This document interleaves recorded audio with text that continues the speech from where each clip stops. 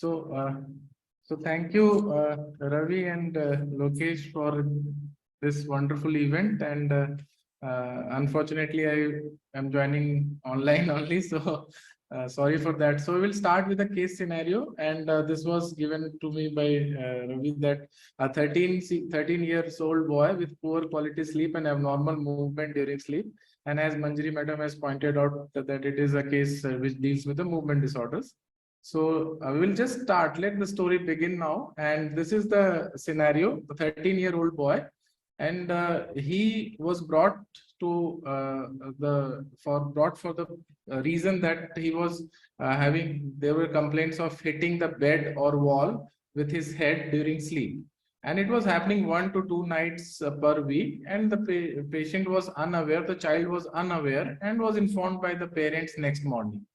So the issue was that for the parents, they were worried for any sort of injury he might suffer during these episodes. And for the kid, it was the problem that was disturbing his social life, as parents were not allowing him to spend a night away from home, which is like not unusual for these teenagers.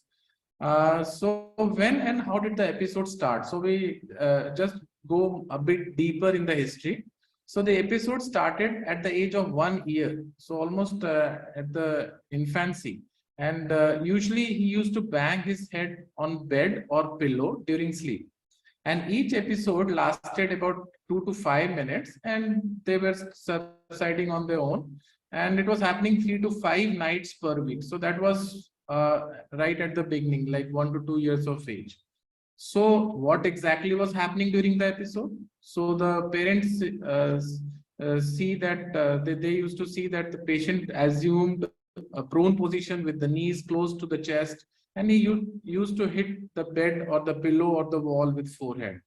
And I mean, whatever they could judge, it was a rhythmic and stereotypic movement, and used to recur at varying intervals each night, and was difficult to wake up the child during the episodes. And there were occasionally some injuries happening, and if woken up during these episodes, he reported amnesia and regarding the movement. So this is something which was happening, and that was starting at the age of 1 year. And this was the description of the episodes which the parents gave. So how did it progress? So as the child aged, so by the age of 10 years, definitely there was a reduction in the these episodes, as well as the nights affected per week. So it was coming down to 1 to 2 nights per week, and it became kind of limited to the second half of the night. Was there any issues with the sleep timings or sleep habits? I mean, was the timing or the habits not appropriate? So it was not the case. The child was had a regular sleep schedule with bedtime at around 11 p.m. and he fell asleep easily and wake up by himself at around 6, feeling fresh, and regularly took an hour nap during the daytime. So what are the differentials at this point in time? I mean, this is what I had put. Maybe it might be something which I might have missed, but the major differentials, either these episodes which are occurring involuntarily and during sleep. So either there is some sort of nocturnal epilepsy, or it's some rhythmic movement disorder which is associated with any psychiatric illness like intellectual decline, or it's a sleep disorder. So, I mean, these were the three differentials which we can consider at this point in time with the history given to us. What about the perinatal history and past medical history? Was there something which could help us to clinch the diagnosis? So we dig deep into this, and the parents gave the history that patient was born full term, normal delivery, and achieved milestones timely. So medical and developmental histories were unremarkable. He was doing quite well in the school and was enjoying his peers' company.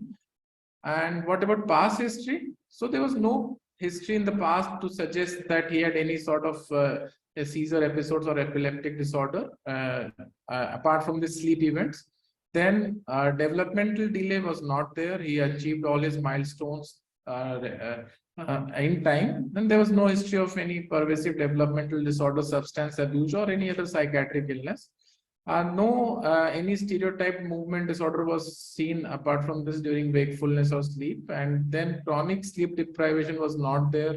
And there was no features suggestive of any restless leg syndrome or sleep talking, walking, or sleep related breathing disorder or narcolepsy. What about the family history? The family history again was negative for sleep disorders, epilepsy, neurological disorders, or psychiatric illness. So, I mean, we were trying to just hunt out that how we can narrow down our differential from the 3 or 4 which we have thought at the beginning. So the clinical examination again, the general medical examination was normal. BMI was all well, 20.08, and then neurological and mental status examination was again normal. ENT examination did not reveal any significant abnormality. Then relevant investigations, of course, we would suggest the possibility of epilepsy. So long EEG record did not reveal much, and the MRI brain with epilepsy protocol was lacking any significant abnormality. So what are the differentials left now? So of course, I mean, we cannot really rule out epilepsy still, but then more or less with all the history and with the episodes which were lasting for 2 to 5 minutes and all the pattern which was told by the parents, again with the EEG record not contributing much, possibility was much less. The second possibility, he lacked any psychiatric illness or any other family history also of similar episodes. So that also was kind of less likely. So we were left with what was it a sleep disorder? So this was the polysomnography record which was done, and this is a case which was basically which I am presenting is one from the collections of Ravi, and this was done at Himalayan Institute, I think. And this you could see 6 epochs here, and this first 30-second epoch, it shows that so first 30-second epoch, so that there is some movement starting here. Then the second one, there you could see the change in the position. Like this is initially the patient was right lateral, and then there was change in the position, he became prone. The next epoch, it shows there is some rhythmic movements which are happening 1 per second. So you could see the third epoch, as my cursor is, so you could see some movement artifacts happening almost 1 per second, and they're present throughout the epoch. Then this next epoch, the D epoch, it shows that the EEG record was kind of normal before the events have started. And then the next epoch, it shows that there's persistent slow wave in the central and frontal leads. So the top leads, there's persistent slow wave we could see here, and with absence of any epileptiform activity. And of course, EEG was the best thing, or is the best thing to rule out the epileptic activity. And then the last is the 20-second epoch, which shows normal EEG again after the episodes. So what really stands out here is the rhythmic movement of 1 hertz, which was seen during the stage 2 sleep. So, and then before that, the patient has changed his position from right lateral to the prone. So what was the reason of these rhythmic changes which we found during the PSG?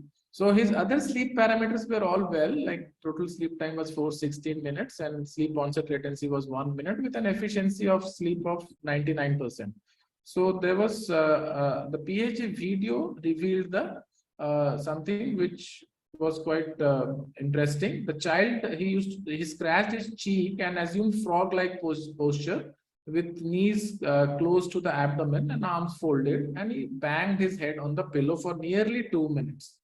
And then he woke up and laid down on the bed again. So this was what was indirectly we can see from the PSG, that from the right lateral, the child turned to the prone, and then he assumed this frog-like posture and started banging his head on the pillow.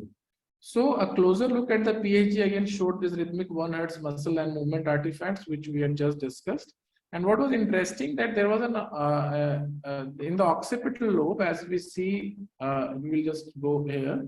So in the occipital lobe, we could see that there was alpha activity, And as we move further, we could see the slow wave activities. So the alpha posteriorly and slow wave and anteriorly, then the frontal. So there was dissociation with the occipital and the frontal electrical activity.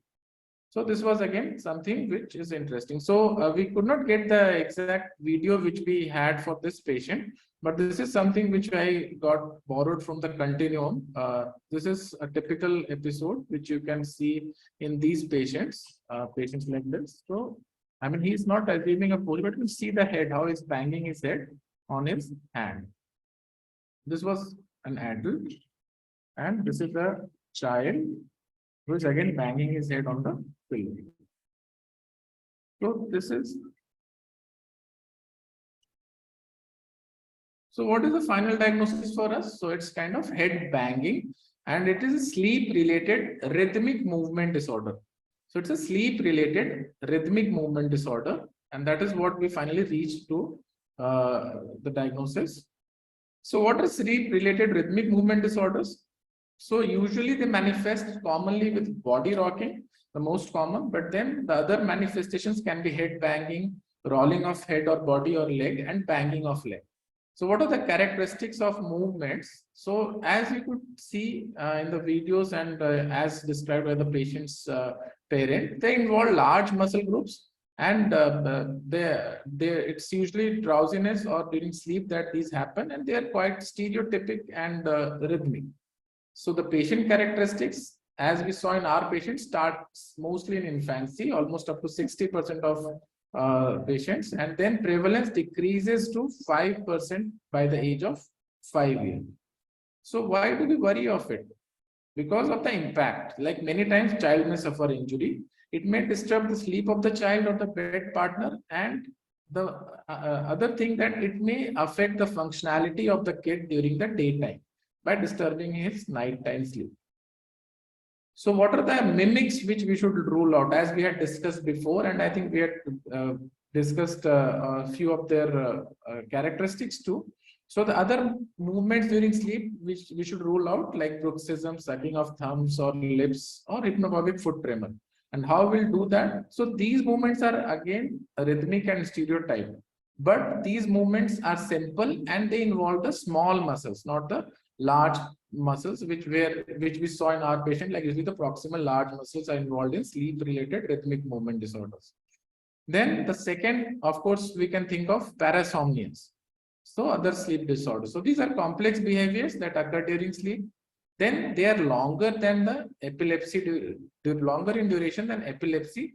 And these parasomnias often terminate with arousal or light sleep. Then there is electroencephalographic dissociation seen, as we saw in the sleep-related rhythmic movement disorder. The posterior was alpha, and anteriorly the frontal was showing slow waves like theta, delta. So either during slow wave sleep, these parasomnias can occur either during slow wave sleep, for example, sleepwalking, talking, or it may happen during REM behavior disorder, REM sleep, where RBD can be seen. Where we can see REM behavior disorders, and the absence of muscle atonia is usually seen here in REM sleep. So slow wave sleep parasomnias occur during brief arousals from sleep. So this is something which is not uncommonly seen and quite commonly seen for slow wave sleep parasomnias, where they happen usually during brief arousals from sleep. The sleep disorders which interfere with the maintenance can cause these parasomnias, like sleep apnea, which develop where the rhythmic movement disorders can develop during arousal or at the termination of apnea. So, I mean, these are some of the characteristics which will help us to rule out or differentiate between parasomnias and the sleep-related rhythmic movement disorder. Then the next entity is the nocturnal frontal lobe epilepsy, and I think Manjari madam is the one who can really teach us volumes about this.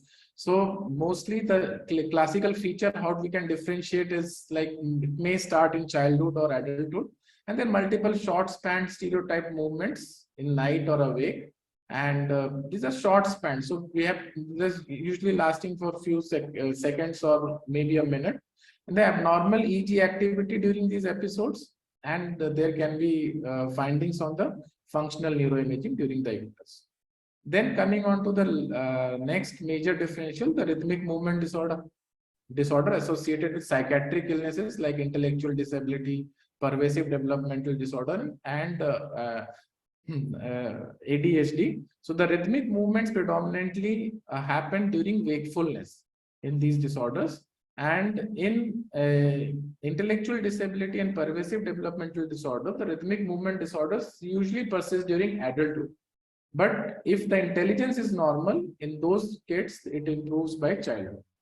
So, I mean, these are the major differentials. So, what about the etiopathogenesis of sleep-related rhythmic movement disorders? Well, it is still not clear, and it can be a learned behavior which the patients may use to soothe oneself during sleep. The role of genetic factors is again something which is implicated because many cases have been reported in the families. And rhythmic movement disorder can be related to the male hormones since it's the male predominant disorder, or it could be related to the arousal from sleep, and that is what is called arousal hypothesis. So the diagnostic criteria, we have already gone through the case, and so we know that repetitive stereotyped and rhythmic motor behaviors involving large muscle groups, predominantly sleep related, occurring near the nap or bedtime or drowsy or asleep, and a significant complaint manifested by at least one of these, like interferes with normal sleep, significant impairment in daytime function, or self-inflicted bodily injury or likelihood of injury if the measures to prevent it has not been taken. And these movements are not accounted by any other movement disorder or epilepsy.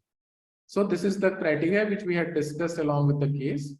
So how to manage it?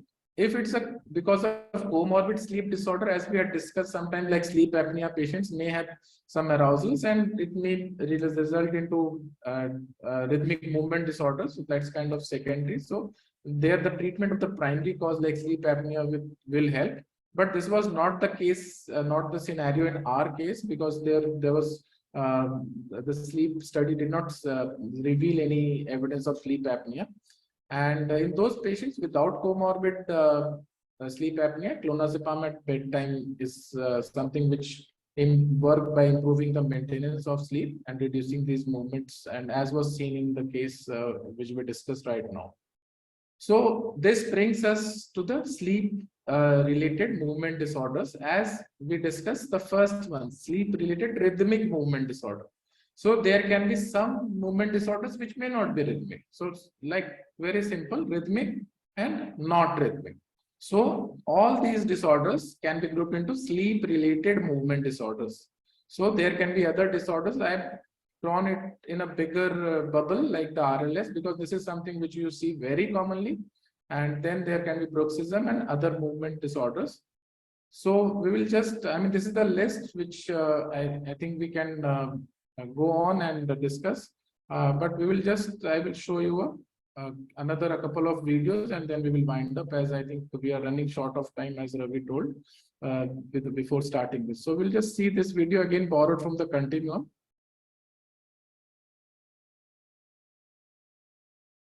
So this is a 40-year-old gentleman. He's having this. You saw the movements, the right leg. He just dorsiflexes the ankle. I think you will see it again. Yes. So these movements. So these are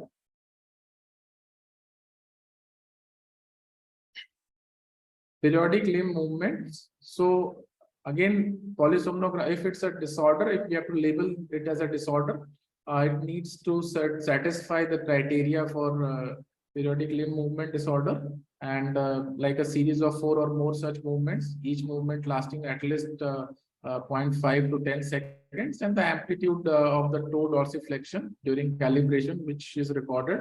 The amplitude during these movements is more than 25% at least, and the inter-movement interval is 5 to 90 seconds. So at least 4 such movements, a series of 4 such movement will classify or will qualify for this criteria. And if its index is more than 5 per hour in kid or 15 per hour in adult, then it's considered pathological. And of course, we need to have either sleep onset or maintenance problem or unrefreshing sleep. If sleep disruption of bed partner is the only complaint, it's difficult to diagnose. And it's not accounted by any other sleep, medical, neurological, or medication abuse. And this is something which we see. So like 0.5 to 10 seconds, and then it is lasting.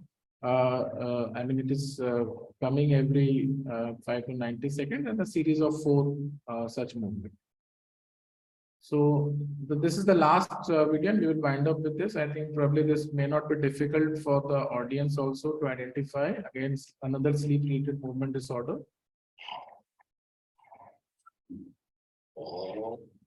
So